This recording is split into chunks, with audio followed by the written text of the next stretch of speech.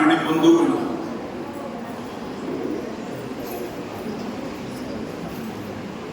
आजच्या मेळाव्यात काही संकल्प करून आपण जाणार आहोत. मातृशक्ती मेळावे ठेवण्यामागचं कारण हे सगळ्यांना समजलेलं, परंतु मातृशक्तीचा प्रभाव हा जबरदस्त सगळीकडे असतो हे आपल्याला कदाचित ज्ञात नसावं. कारण सगळीकडे पुरुष मंडळी दिसतात, त्यांचा प्रभाव दिसतो, परंतु हळूहळू वातावरण हे वेगळ्या पद्धतीने जाऊ लागलेलं आहे. एक आपल्या लक्षात येईल की आपण TV बघितला किंवा वेगवेगळे आपल्याला व्हिडिओज येतात आपल्या फोनवर, ते जर बघितले तर अतिरेकी देखील ज्या कारवाया करतात आणि त्यांना संरक्षण जिहादी महिला, मुसलमान महिला देतात, त्या सगळ्या पुढे असतात. पोलिसांनी जाऊ नये, पोलिसांनी अतिरेक्यांना पकडू नये म्हणून महिलांचा ताफा हा पोलिसांच्या समोर जातो आणि पोलिसांना काही करता येत नाही.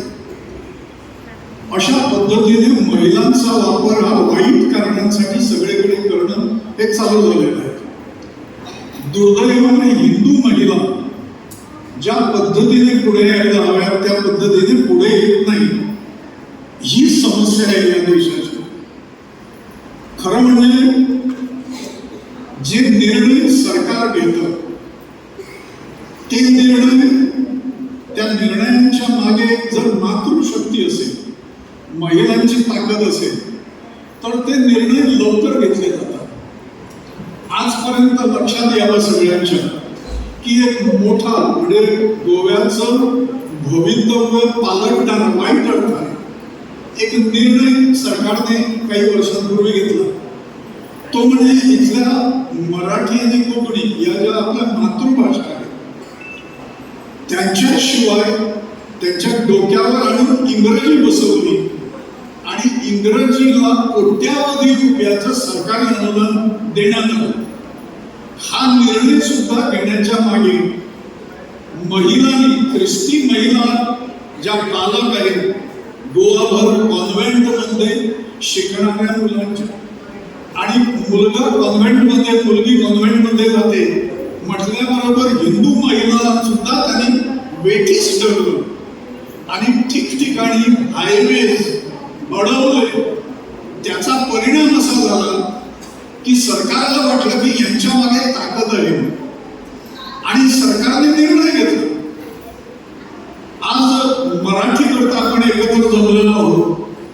मला 2 उदाहरण प्रसंग सांगावेसे वाटतात. 2005 साली न्यायालयात प्रत्यक्ष कोर्टामध्ये एक अत्यंत क्रांतिकारक घटना घडली. एक गुंड हा कोर्टासमोर उभा होता, त्याचा खटला झाला होता. हा गुंड, या गुंडाने 70 बलात्कार केले होते, 38 चोऱ्या केल्या होत्या, दरोडे घातले होते आणि प्रत्येक वेळा त्याचा रोग एवढा होता पोलिसांवर आणि राजकारण्यांवर की त्याचा तपास योग्य पद्धतीने पोलीस करत नसत. त्यामुळे तपासात जर त्रुटी राहिली तर त्याला सोडण्यात येता करणार. एवढे बलात्कार कडून हा माणूस सुटत होता. प्रत्येक वेळी त्याच्या विरुद्ध केस नोंद करणे, मग पोलीस तपास, मग त्याला जामीन देणे, तो जामिनावर बाहेर जाऊन धमकावत असं सगळ्यांना. ते केल्यानंतर मग तपास आणि पोलिसांच्या कोर्ट जे आहे त्याची हिअरिंग्स असतात, सुनावण्या असतात. त्या पुढे पुढे जात वर्षानुवर्ष त्या केसचा निकाल लागत नाही आणि त्यामुळे तोपर्यंत दुसरा गुन्हा या माणसाने केलेला असतो. असा गुन्हेगार कोर्टात होता आणि सुनावणी सुरू झाली. 200 महिलांनी, वर्तमानपत्रात आलेलं आहे, 200 महिलांनी कुणालाही न जुमानता न्यायालयात प्रवेश केला आणि जो गुंड तिथे कडघऱ्यात उभा होता त्याच्यावर त्यांनी हल्ला चढवला. त्यांनी मसाला हातात, खंजीर, शस्त्र वगैरे सगळे आणले होते आणि त्यांनी ठरवलं होतं की या माणसाला कायदा सोडणार नाही, या त्याचे हात सरकारपर्यंत पोहोचलेले आहेत. त्यामुळे याला शासन लोकांनी द्यायला पाहिजे आणि पुरुष मंडळी नाही येणार. ज्या महिलांवर हा बलात्कार करतो आणि प्रत्येक वेळी पचवतो त्या महिलांनीच काहीतरी केलं पाहिजे. म्हणून या 200 संघटित महिलांनी हे कृत्य केलं. त्याला मारून टाकला, ठार मारला करतो. त्याने न्याय दिला. न्यायाधीशाकडे न्यायाची वाट बघितली नाही. आणि आश्चर्य असं आपला जो सिस्टीम आहे, ही जी व्यवस्था आहे न्यायाची, हिला धक्का देणारा हा प्रसंग होता. आणि कशा करता धक्का, तर न्यायमूर्तीने हे सगळं बघितलं आपल्या समोर घडत असताना आणि त्याच्यातून 2 बायकांनी आपली कैफियत मांडली त्या ठिकाणी. न्यायमूर्तीलाही माहित होतं काय झालेलं आहे आणि हा कसला लायकीचा माणूस आहे. तर त्यांनी सांगितलं की एकावरही खटला पडता कामा नये. पहिल्यांदा या देशाच्या जीवनात 200 महिलांनी सामूहिकरित्या गुंडाला भर कोर्टात ठार मारून देखील त्यांच्या विरुद्ध कोर्टात खटला उभा राहिला नाही आणि हे प्रकरण मिटवलं गेलं. एकाही महिलेला ही एक घटना. दुसरी घटना संघविषयी वाटते ती आंध्र प्रदेशातली आहे. ती 2005च्या आसपास आहे. ती घटना जी आहे ती त्यावेळेला तेलुगू देशम नावाच्या पक्षाचं राज्य होतं, सरकार होतं. NT रामाराव म्हणून सिनेमात वगैरे काम करायचे, प्रसिद्ध नट, अनेक पारितोषिक वगैरे मिळालेले. ते मुख्यमंत्री पदावर होते आणि एकदा निवडून आले, मुख्यमंत्री झाले. बायकांनी म्हणजे त्या ठिकाणी स्थिती अशी आहे, अजूनही आहे, सुधारणा थोडी झालेली आहे, पण त्यावेळी अशी होती की ग्रामीण भागात पुरुष मंडळी म्हणजे सगळी सरासर सगळी पुरुष मंडळी ही व्यसनाधीन, दारू पिणारे एक नंबरचे. महिलांनी पैसे कमावून आणायचे आणि यांना द्यायचे, दिले नाही तर त्यांचं कंबरडं मोडणारे. अशा पद्धतीने हा अपेक्षा सगळा आंध्र प्रदेश ग्रामीण भाग हा सोसत होता, सहन होता. आणि नंतर म्हणजे इकडे जर आपण बंदी करा, दारूबंदी करा, दारूबंदी कायदा आणा असं म्हटलं तर तिकडे दंड आणि घरी आलो तर हा मारणार आपल्याला. अशा स्थितीत या महिला सापडल्या. एका महिलेनं धाडस केलं. तिने हातात दंडुका घेतला होता आणि दारू गाळण्याचे, बनवण्याचे जे भांडार म्हणतो आपण, ते मोठे पीक, मोठाले पीक मडकी असतात, मोठे मडक्याच्या आकाराचे, ती फोडायला सुरुवात केली त्यांनी. म्हणजे त्या संबंध प्रदेशात ठिकठिकाणी आता जसे बार्स आहेत आपल्याकडे प्रत्येक ठिकाणी कोपऱ्या शाळेच्या 100 मीटरच्या आत देखील बार, देवळाच्या 100 मीटर आत करता कामा नये पण आहे. तर ही स्थिती आंध्र प्रदेशमध्ये होती. तिने हे सुरू केलं. ती म्हणाली शेवटी सरकार जर काही करणार नसेल तर मला मरायचं नाही ना, नाहीतरी नवऱ्याचा मार खाऊन मरणार मी, त्यापेक्षा इथे दारूबंदी करा म्हणजे बाकीच्या महिलांना तरी जगणं सुकर होईल. अशा पद्धतीने या महिलेने सुरू केल्यानंतर हळूहळू करून धाडसाने गल्लीतल्या महिला गोळा झाल्या आणि आश्चर्याची गोष्ट जवळजवळ 10,000 महिला उभ्या राहिल्या या आंदोलनात संबंध आंध्र प्रदेशवर. आणि त्यांचा एकच कार्यक्रम, ही दारू बनवण्याची, गाळण्याची जी भांडी असतील ही फोडून टाकायची आणि सरकारचा निषेध करायचा. हे एक वेगळ्या प्रकारचं आंदोलन त्या ठिकाणी चालू होतं. आंध्र प्रदेशमध्ये NT रावांच्या तेलुगू देशम पक्षाला याची गंभीर दखल घ्यावी लागली, कारण महिलांनी ठरवलं तुम्हाला मतदान करणार नाही, तुम्ही गेले 12च्या भावात. हे महिलांनी निर्णय घेतल्याबरोबर NT रामारावांनी दुसऱ्या इलेक्शन मध्ये ती निवडणूक येण्याच्या अगोदर दारूबंदी कायदा केला, तो अस्तित्वात आहे. हा दुसरा विजय मातृशक्तीने पुरुषांच्या सहकार्याशिवाय मिळवलेला आहे. आणि त्यामुळे आज एक लक्षात येतं आपल्याला या अन्यायाची मराठीवर त्या सुंदर त्या गार्गीने मांडला विषय, गोवाळ्याने म्हणतो अन्याय झालेला आहे. म्हणजे ज्या वेळेला राजभाषा करण्यात आली कोकणीला विरोध नाही आपला, कोकणीला राजभाषा करण्यात आली त्यावेळी परिस्थिती काय होती? कोकणी शिकणारी 314 मुलं आणि मराठी शिकणारी 73,814 मुलं. वर्तमानपत्र किती होती कोकणीची? एकही नव्हती. आणि मराठीची इथली वर्तमानपत्र 4 होती आणि बाहेरच्या ठिकाणाहून 9 वर्तमानपत्र इथे विकली जायची दैनिक. अशी स्थिती होती. वाचन करणारी माणसं आपण, मला वाटतं इथे जमलेल्या मंडळींपैकी मी देखील कधी वाचायचं जर झालं पुस्तक तर कोकणी पुस्तक वाचायला मिळालं घरी वगैरे मी कधीही केलं. वाचलेली आहे, परंतु आपली प्रेफरन्स, आपलं प्राधान्य जे आहे हे मराठीला होतं. आणि त्यामुळे वाचन सरकारी आकड्याप्रमाणे 70 पटीने मराठीचं अधिक होतं. प्रकाशन, नवीन पुस्तकं तयार होणे साहित्यातली, हे जे प्रपोर्शन होतं ते असं जवळजवळ 80% हे मराठीचं होतं प्रकाशन आणि 20% कमी. आणि आश्चर्य, मी त्याच्यातलं एक पुस्तक बघितलं मराठीचं, 3 पुस्तकं बघितली मी जी काउंट केली होती राजभाषा करण्यासाठी. तर त्याच्यात एक 14 पानी, एक 16 पानी आणि एक 17 पानी. म्हणजे ते पुस्तक एक काहीतरी आपण एक लिहून टाकायचं, ते प्रसिद्ध करायचं, छापायचं आणि अशा पद्धतीने वाचनाची संख्या, साहित्याची संख्या ही तयार करायची. अशा पद्धतीचा डाव केला गेला. परंतु सगळे फॅक्टर्स, सगळ्या बाजू मराठीच्या सगळं असताना देखील मराठीवर अन्याय करण्यात आला. आपल्याला सगळ्यांना वाटलं होतं की होणार नाही, पण झालं नाही. कोकणीला राजभाषा केली, आपल्याला चिंता नाही, परंतु मराठीला देखील केली पाहिजे. रोशनताईंनी सांगितलं की एकापेक्षा जास्त राजभाषा आहेत ठिकठिकाणी, 4 राजभाषा आहेत आपल्या देशातच विविध राज्य. तर ती केली पाहिजे होती, ती केली नाही. आणि त्याचा परिणाम असा झाला की आपल्याला त्यावेळेला सहभाषा असा दर्जा देण्यात आला. म्हणजे मराठी, कोकणी राजभाषा आणि मराठीला सहभाषा हा दर्जा देण्यात आलेला.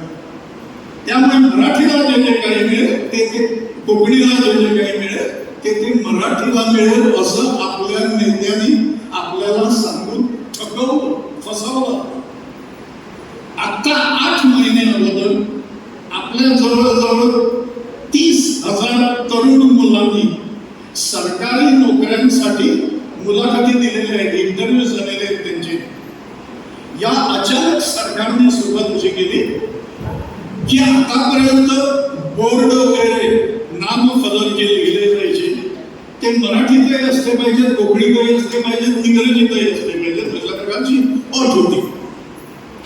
आणि इथे या मुलांना त्यांनी जो पेपर दिला लिहायला, प्रश्नपत्रिका जी दिली, त्याच्यात 80% मार्क हे गुण मराठी इंग्रजीसाठी होते आणि 20% कोकणीसाठी होते. मराठीला काढून टाकलं. गेले 8 महिने या सरकारने मराठी फेकून बाहेर मारलेले. ज्या मराठीचा दबदबा आतापर्यंत पोर्तुगीजांनी मान्य केलेला आहे, पोर्तुगीज आल्यानंतर ही भाषा मारून टाकण्याचा प्रयत्न केला, पुस्तकं जाळली, ग्रंथ जाळले, सगळं केलं. शेवटी मराठी मरेना हे लक्षात आल्यानंतर मग असं झालं की या लोकांना जर जिंकायचं असेल त्यांची मनं, तर कुठली भाषा शिकली पाहिजे? पाद्रीनी मराठी शिकली पाहिजे. त्यामुळे वरून अट आली पोर्तुगालमधून की ज्याला चर्चचा पाद्री, रेक्टर करायचा आहे त्या माणसाला मराठी त्यांनी शिकलं पाहिजे, त्याला मराठी आली पाहिजे. आणि शेवटी सांगतो, आपण मुक्त झालो, गोवा मुक्त झाला 19 डिसेंबरला 1961 साली. त्याच्या 8 महिने अगोदर पोर्तुगालचा जो सालाझार म्हणून हुकुमशहा होता, पोर्तुगालचा, जे आपले शत्रू, त्यांनी त्यांच्या संसदेत, पार्लमेंटमध्ये त्यांच्या कायदा केला, ठराव केला पास की गोव्याची भाषा मराठी आहे आणि तिथल्या पोर्तुगीज सरकारने त्या मराठीला प्रोत्साहन दिलं पाहिजे. हा ठराव पोर्तुगीज असेंब्लीमध्ये संमत करण्यात आला. म्हणजे पोर्तुगीजांनी जे केलं नाही, जे करू शकले नाही, ते मराठीला कच्ची करून आणि खलास करून आता दुर्दैवाने आपणच निवडून देणारी मंडळी हे करत आहे. आपल्याला हे करावं लागेल. आपण मतदान करतो, योग्य असलेल्या पक्षाला मतदान करावं, आपण अवश्य केलं पाहिजे. परंतु जशी मागणी ख्रिश्चन आणि मुस्लिम लोक करतात तशा मागण्या आपल्या देशाकरता, आपल्या मुलांकरता, आपल्या देवळं राखण्याकरता, धर्म राखण्याकरता, आपल्या संस्काराकरता केल्या पाहिजे, शिकला पाहिजे, धाडस पटवलं पाहिजे. तर हे केलं पाहिजे. म्हणजे सगळ्या महिलांनी एकत्र येऊन जर आवाज उठवला की हे जर नसेल, म्हणजे हा कायद्यात बदल करावा लागतो, अमेंडमेंट करावा लागतो, सुधारणा करावी लागते, थोडं एक 2 वाक्य जोडली पाहिजे. कोकणी बरोबर मराठी ही राजभाषा झालेली आहे. ते केल्यानंतर ती राजभाषा जी होते त्यावेळेला सगळा सन्मान मराठीला. आज मराठी भाऊसाहेबांनी सुरू केलेल्या शाळा धडाधड गेल्या 5 वर्षात या मुख्यमंत्र्यांच्या काळात 50 शाळा बंद पडल्या. भाजप सरकार आल्यानंतर आम्ही विरोधक नाही कुठल्याही सरकारचे. आमची मागणी आहे, आमच्या पोरांसाठी आहे, पुढच्या पिढ्यांसाठी आहे. आम्हाला संस्कृती राखायची आहे. 450 वर्ष पोर्तुगीजांच्या जाचातून आणि अत्याचारातून सांभाळ जो संस्कृतीचा केला, हा कुणी केला? सांभाळ मराठीने केलेला आहे आपला. हे सगळं ऋण विसरून आपण जर मराठीचा घात करू जर पाहत असो, हे चालू देणार नाही. हा निर्णय एकदा गेल्या नाता भगिनीने केला पाहिजे, कुणाच्या विरोधात नव्हे. माझ्या आईवर अन्याय जर होत असेल तर मी लढायची माझी तयारी आहे. आईवर अन्याय करू नका, त्याचं निवारण कर. मी शांत आहे, मी उगाच शस्त्र उगारलेली नाही. हा स्टँड आपल्याला घ्यावा लागणार. आणि म्हणून अशा पद्धतीने हळूहळू संघटित होऊ. 2027ला निवडणूक आहे, आपण राजकारण नाही करणार, आपण पक्ष नाही चाललो. कुठल्याही पक्षाला अमुक मतदान करा वगैरे सांगणार नाही. परंतु मराठीसाठी जे काही करता येण्यासारखं आपल्याला असेल ते करणार. अशी जर खात्री सरकारला जर झाली तर सरकार हे करणार नाही तर करणार नाही. सरकार जशी इंग्रजीला ग्रेंट काढून घेतली, अनुदान काढून घेतलं ख्रिश्चन महिलांनी बाहेर येऊन आणि हिंदू महिलांना वापरून, त्याप्रमाणे आता मराठी कुणाला पाहिजे? त्या काळी ख्रिश्चन देखील मराठी शिकत होते, आता शिकत नाही. आता अधिक कॉन्शियस झाला. आता त्यांची भाषा ती नव्हे, त्यांची भाषा कोकणी नव्हे, खरं म्हणजे त्यांची भाषा इंग्लिश नाही, परदेशी भाषा आहे त्यांचे. हे जसं आहे तसे आपलेही काही आग्रह आहे. आपल्या स्त्री शक्ती जी आहे, मातृशक्ती जी आहे, तिचाही आग्रह आहे. ती आग्रही असू शकते, ती राष्ट्रीयता इथे निर्माण करण्यात तिचं सहकार्य असू शकतं. हे आपल्याला सगळ्या लोकांना दाखवायचं आहे. त्यामुळे मातृशक्तीचे मेळावे जे झाले त्याच्यात आपण जे इथे उपस्थिती दाखवली त्याबद्दल जसं अनिताताईंनी सांगितलं की अभिनंदन केलं सगळ्यांचं हे केल्याबद्दल. कारण सुरुवातच चांगली झालेली आहे. हे एवढ्यावर नाही थांबणार. वेगवेगळ्या ग्रामपंचायती आले, त्या ग्रामपंचायतीमध्ये आपण जाऊन आपल्या ज्या मैत्रिणी असतील त्यांना आपण जमूया 10-12 जणी आणि त्यांना ही हकीकत सांगायची. कुणाला तरी जाणकाराला नेऊन तिथे त्याच्याकडून ते मांडून घ्यायचा तो विषय.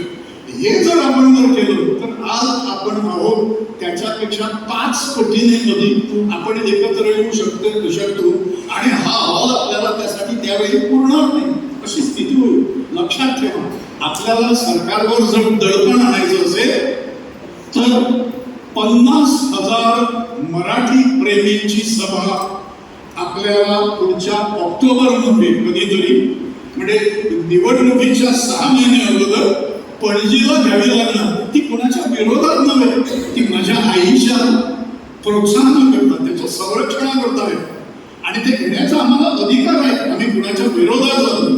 आणि तुम्हाला जर राज्य करायचं असेल तर मराठी राजभाषा झाली पाहिजे, दुसरीकडे कोकणी बरोबर. हा ही सामान्य मागणी आमची. म्हणजे माझ्या आईसाठी, माझ्या आईचं रक्षण करावं ही मागणी जी आहे ही सर्वसामान्य माझ्या अधिकारातली मागणी आहे आणि ती मी करणार आहे. टिळक जसे म्हणाले होते की स्वातंत्र्य हे माझा जन्मसिद्ध हक्क आहे. आपले मराठीचं रक्षण करणे हा आपला जन्मसिद्ध हक्क आहे आणि तो आम्ही सगळे मिळून मिळवणारच आहोत. आपण इथे केला पाहिजे असं मला वाटतं. धन्यवाद.